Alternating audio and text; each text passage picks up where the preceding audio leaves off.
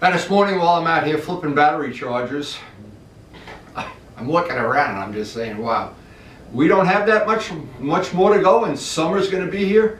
But then reality sets in. I look over at the thermometer and it's 28 degrees, and you know, years ago I would have gone riding in much colder weather. I have turned into a big wimp. That's the bottom line. I know you're probably saying he was a wimp all along. Anyway, I hear some of my other friends are riding. I gave Luciano that Stromboli yesterday, and he said he went home and took a ride on his new bike. It broke my heart. I really do want to ride. It's so weird, but you know what? Later this week, it's supposed to warm up, get way above freezing, up into the 40s even. So I got to put that on the back burner. But I still have to balance the wheel for that project. I want to put the fairing together today. And I'm looking around because it's going to be a short day. We have company coming over, but I always like to take advantage and do something productive and add one part to the bike if I possibly can. What I'm really checking out here is because this fairing, when I took this fairing apart, luckily I videotaped it. So to put it back together without scratching it and chipping it and beating it all up, I'm going to try to play the video and just back it up, because I do remember that there were a couple of these things where the fairing gets very flimsy, and obviously I'm going to try to do it and show how I do it, so maybe there's somebody else can benefit from that as well as be entertained. So, but the problem is with a day like this, I have to pick small jobs, little things. I can't, and the tank I wouldn't even take off today. I want to do the tank as my objective was everything is done and ready to assemble, and then really concentrate on the tank, because obviously the tank is the focal point of the whole motorcycle. And one of the focal points of the whole thing is going to be, we're going to try to use the masking that Thomas Luciano made up for us. I'm really looking forward to doing that. I'm hoping that's going to work out a lot better than if I cut it out by hand, that's for sure. And thank you, John Pathia, for your help over the years.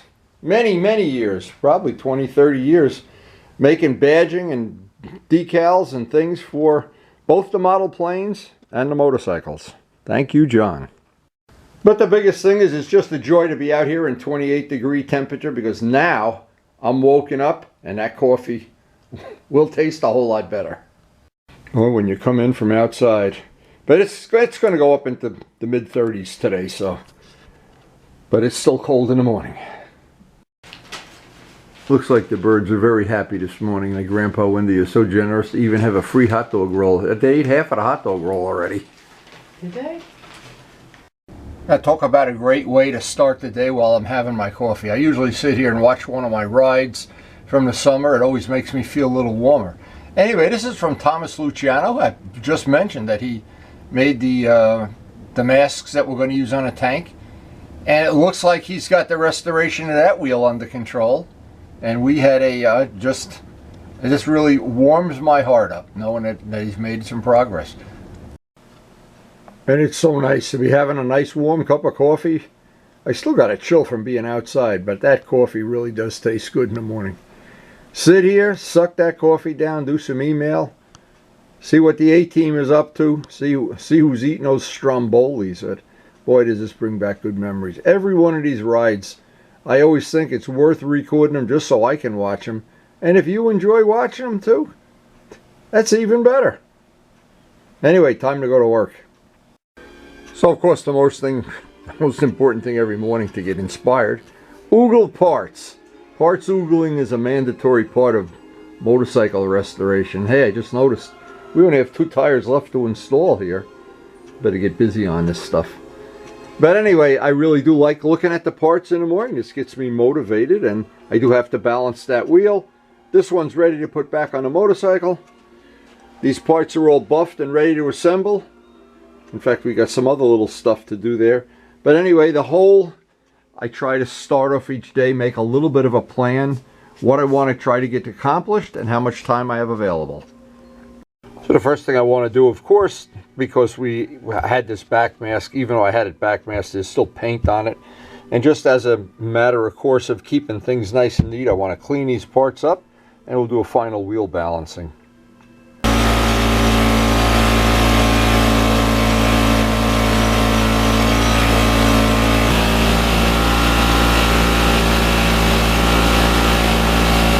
Now using acetone, I try to clean off some of the extra overspray off of this. And this is just at the end of any restoration. The thing has overspray on it. And I just like having it. It's just not in terrible shape. And I always try to make a point of thanking Pokey, who donated this years ago, many years ago. We were younger then. I don't know. But anyway, just a little maintenance, and it's just a minute here, 5 minutes here, a few minutes here. Put a drop or two of WD-40 up on the bearings up here. And we have gotten some good use out of this. Balanced a lot of tires. And I like to maintain it. I like to keep it in at least half decent shape anyway. Now there is one good tip I can share that and has nothing to do with cleaning it up though, but it has to do with installing the rod. Here's what happens if you're trying to balance a wheel and these are not pushed all the way into the bearing, you're not getting an accurate balance. And I always try to put them, even though this is really overkill, when they're done, that one of the set screws is on top and one is on bottom. So let me just, while I put this away. But I do like having clean stuff. It's just, boy, that's one thing you could get off the videos. Have clean tools, and have things like this. Another good thing. When you go to change tires, you need this bucket. Everything's in the bucket. Everything you need to change tires. If I carry that bucket out to Bear Mountain, I can change tires. I still think all of these maintenance things, it's a minute or two, and you wind up having a tool that lasts basically longer than your life. And it just does a better job, and it's just more fun doing the work that we have to do to restore these bikes. But this is a relatively good tip. Once you have, what I'm using is the weight of the tire to squeeze these cones in place. I want to make sure the screws, even though this is not ultra critical, we're not doing that kind of that's sending a rocket ship to the moon here. And so with these in, now it's just a question of the part we all love. Let's see if it's our lucky day. Now the preliminary thing on this, it looks really, really close. I don't think we're even going to put a weight on this. That is, when it's that close, you're home for you all. And what I found out with, especially with the Michelin Power Pilot, because I don't really know, and I know I'm passing on information that I don't know. I have never ever found out definitively what is the light or heavy part of the tire, like there is with Pirelli with the red dot or Bridgestone or any of the other ones. But I would just say 90% of the time, this is what happens, is it's so, more than half, it balances right off the get-go. Now I don't know if that means that they're better or worse than other ones, or this one seems to be a pretty good balance anyway. That's pretty good. And this one, it's just, I have never spent my whole life putting tiny little slivers of lead here and there. That one looks like it's pretty good. So I think, considering, I would say this is even better than being good at something, is being lucky. So the last thing here is just to clean everything up. We are really good to go here. I didn't think this would go this quickly. So I want to put this away now. Both of the wheels are ready to reinstall, and that's a major thing. And we are supposed to get a little bit warmer temperatures the next couple of days. We might be able to get that tank painted, I don't know, but I wanted to spend the rest of the time today that I have getting some of these fairing parts put back together. And I think having that video that we did when we took it apart will be of some value.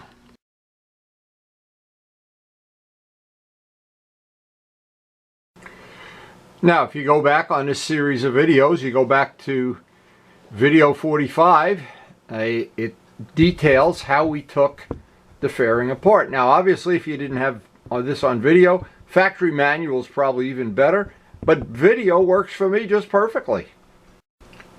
Now, here's the part I'm interested in. I can go back here. I know the headlights go in once the pieces are put together, so I can backtrack this. And the headlights come out. Now, this is really convenient, and what's really nice about it, if you have the same bike, the same thing will work for you. You just look at video 45. And if I have to do this 10 years from now, I'll still have video 45 on YouTube. So it looks like the absolute first thing is the two pieces have to get joined. And they get joined. I'm trying to look with that bar that goes across. And we do have all the hardware separate. So this just makes it a little bit easier. Now it's funny on this job more than any. There's always, it seemed like there was always one screw somewhere. And so I kept all the screws together in one little cup, and I'll see if that helps me out while I'm putting this together. But the goal is going to be to use this video. I'll leave this playing and just put it on stop and just back it up step by step, or somebody can go buy me the factory manual. Anyway, taking this thing apart was a lot more work than I thought it would be. This is not a track day bike where you just put a shell on with six or seven Zeus fittings.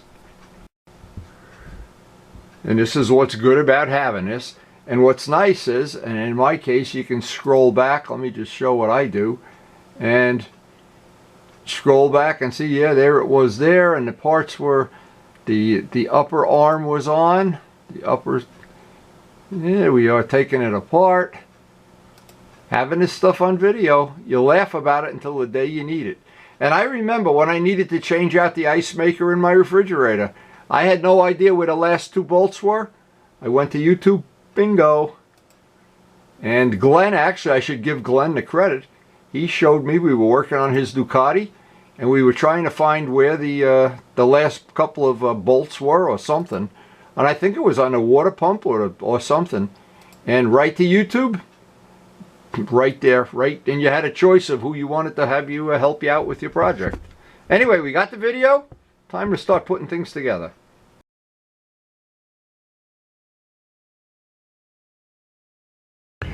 Now, in the interest of sharing some really usable information, every bike I have, except the one I'm working on now, I have some kind of a manual, and some of them are a little better than others. I wanted to show this for 1 minute. What's nice about some of the manuals is you can get all the specs, what spark plug in, various things, or if you have to replace parts. Some of them are a lot better than others. When you have an electrical issue, there's whatever, and basically if you have a historic bike, a 25-year-old or more bike, you're going to use this on a regular basis, and it's very useful. Now what I use it for too is they always have these factory tools, because I don't have the factory tools. I usually make my own special tools, but I have used this when I did the restoration. A lot of times I'd take things apart and I'd say, oh, where does that extra little, where does that clip go, or where does that bushing go, or something. So this is an excellent investment, and I wanted to share that information for every bike. But some are better than others. The one for the Suzuki is, I've used it so much it's actually worn out. I've made notes on it. I've downloaded stuff off the internet for it. But because I did a lot of stuff during the restoration, I've restored it twice. That I've done major work and paint work and overhauled the brakes and everything. But here's the good news is that everything you need to know, this is a good enough quality manual that it's worth whatever you pay for it. Haynes. Now, again, some of these are a lot better than others. The FZR one is a book. Now, it's the reason this is worth every penny to me. There's stuff in here, when I was doing the FZR restoration, I had no idea. Like, I'm just using an example. When I pulled the back of the frame off and the shock and everything, there's a million adjustments in things that I didn't even know that there was an adjustment there. And in this case, putting the rear cush job together, there's a little bushing in there. And if you don't know that bushing goes in there, well, you could probably ride the bike for 50 or 100 miles. This I found really interesting. Had to measure the clearance to set the shock. Well, how would anybody notice if you didn't have the manual? And you can't just look at it and say, you know, I know that. Or if you have a friend like Luciano that knows about this stuff innately, that's great. But the problem is, not everybody's got a Luciano, and some people that have a Luciano, they, you know, they don't have them, that they work on each other's bikes and share equipment. Best one ever. The reason this is really good, usually when you buy an RD, somebody has worked on it. They've changed the carburetors, they've ported it, they've polished it, they've done crazy things to make it faster. And what happens, usually when you buy an RD, the first thing you want to do is put it back to stock. And you want the stock jetting and hard to find part, the stock air cleaner, which Luciano graciously gave me. He had a spare one, but he just had, we were over his house, in fact, I put it on video. He had Dave's RD engine apart, every step of putting the transmission in and stuff. So again, how the transmission comes apart, super, super good investment. This is the point of this whole thing. This is the last one, so I don't bore everybody to death. I want to go work, but I wanted to share this information because it's good. If you have a bike, a super bike like an R1, you had better have this manual. Now what this manual, I had to change the starter motor out after 7 or 8 years. And if you look back here, just the fuel injection system alone is 100 pages of the manual. The diagnostic codes, because a modern superbike diagnoses itself and throws the codes up onto the dashboard. All of the modern bikes do that. But you got to know what the codes are. And this book, when I had to change the starter motor, I used this. You can see I have little tangs on it. I've done a lot of work on the R1. I've had to pull the fuel injection off more than once. Changing the plugs. It's a big job. None of these things, this is not like an RD. But if you have the manual, and it just makes it so much easier. So here's what I'm getting at. We all have thousands of dollars tied up in motorcycling. And to do this whole thing, couple of $100 worth of books. Now what I do is I leave these books all together. I never loan them out. I never get rid of them or whatever. I have these in my minivan. That's where they live, in a minivan. Because when I take Karen, as an example, to the doctor, and she's going to be in for an hour, I could sit and read the manual and read up on the, or whatever. Because I'm really not interested in listening to the TV they have playing in a doctor's office. So I have read all of these pretty much in time that normally would be wasted. The best investment of a couple of $100, it has not only made the restoration of most of my motorcycles possible, it's made it fun. So because we're trying to share useful information, this is useful information. If you're a professional mechanic or a person like Luciano, you work on motorcycles every day, you don't need to do a lot of this. But average people like myself, backyard mechanics, I always make notes about what little thing was a little different. That I'll keep out. And I always keep the hardware from a certain part of the job. In this case, it's the fairing. There's the hardware for the fairing. So I can look at it and I can carefully see, that doesn't look like it belongs there. So I want that off the soft padded area here for now, because the first step of this, and I went back to the video because I don't have the manual, and notice that this part was the last part to come off. So what's going to happen is I've got to, number one, I'll take and clean each one of the parts and make sure I'm not putting these together with an example, some grit or something here. If you were in doubt and you might want to put some blue tape along the edge, I'm not crazy about doing that.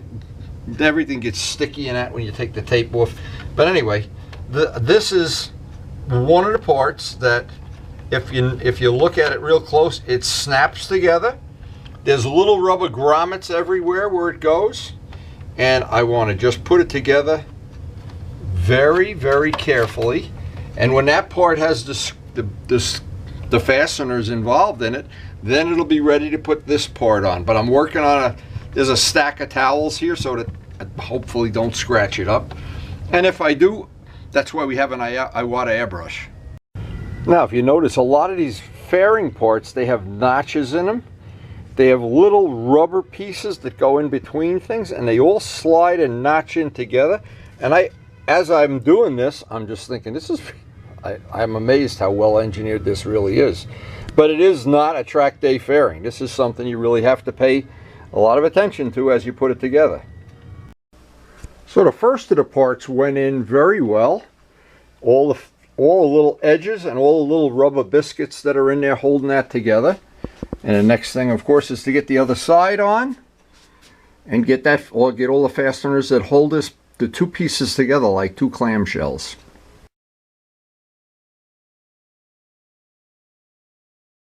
It's the part that can be tricky because we have to get that part to lay in there. This part back here. The part in the front has to get tucked in here. There's a lot of little tricky stuff. All has to happen at the same time. So as this turned out, it's really difficult to get the little rubber biscuits in place. These two things going front to back. You have this snaps in up here, and then when it's all together and you've got 7 hands holding things together, you got to get that screw in and tighten it. But thankfully, I'm an octopus.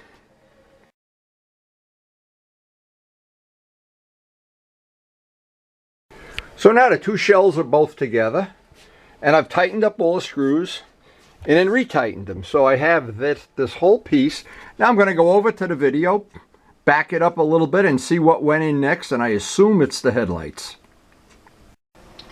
And it looks like the headlights are the next part to go in. And because two things, the fairings are so flimsy and the bolts have to be really in there accurately. There's 4 bolts hold those headlights in.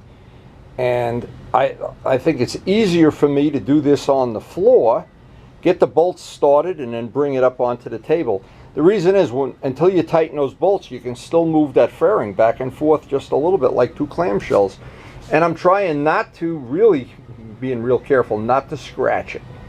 So these bolts that hold the headlights in, this should stabilize the whole fairing, but what's happening as you're adding parts to this thing is getting heavier and heavier, and of course it's still very delicate at this point until these bolts are all hand tight.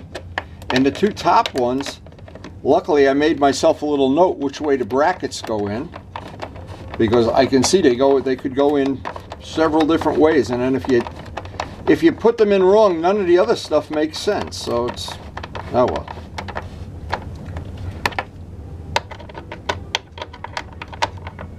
Now what I try to do is hand tighten all the bolts first, just the slightest hand tightening, so I can make sure that all my joints, I haven't lost any of my fittings on the joints. And I found a little trick that may be worth using. Let me show the part. When we took these parts off, I made a mental note that went up in there. Well, when you go to put it back together, if it's really a tight fit, it's really something that you've got to get all these nice little octopus hands. But here's what made it a little bit easier. I just put this on by hand, didn't even make it tight. And what that did, whoa, as he walks into it, that lined up that part, which then when I tighten that one, now I'll put this one in, make everything hand tight, all 4 of them, and that sets the fairings, that sets the clamshells, how far apart they go.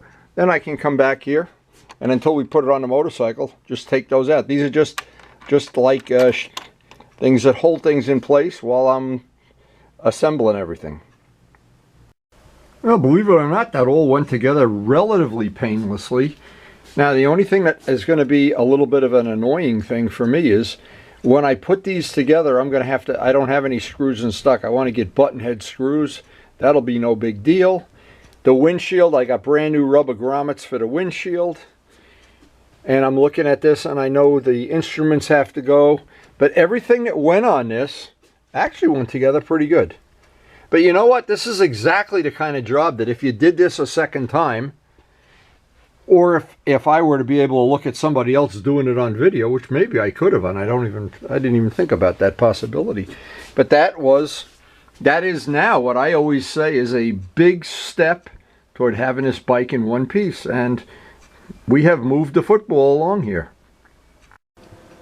So even going back here to when we originally took the bike apart, having this video, and it's number 45 by the way, super helpful. Even when we put it back on the main frame and having all these little places that the screws go, and this was a tricky one to take apart and tricky to put back together, and the video was a big help. Every step of this was finding that last screw before you can take it apart. It's almost humorous, but it really is true.